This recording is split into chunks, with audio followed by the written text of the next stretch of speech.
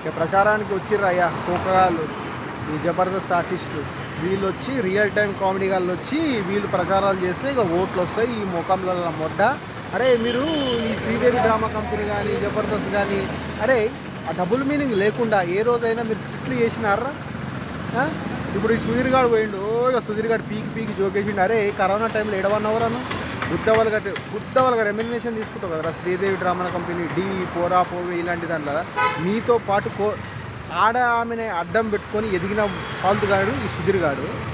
ఆమె కరోనా టైంలో మనుషులకు చేయకుండా కుక్కలకి కుక్కలకి వింటున్నారా, కుక్కలకి ఫుడ్ డొనేట్ చేసింది రా భయ్. ఫుడ్ పంచింది మనుషుల కంటే కుక్కలు.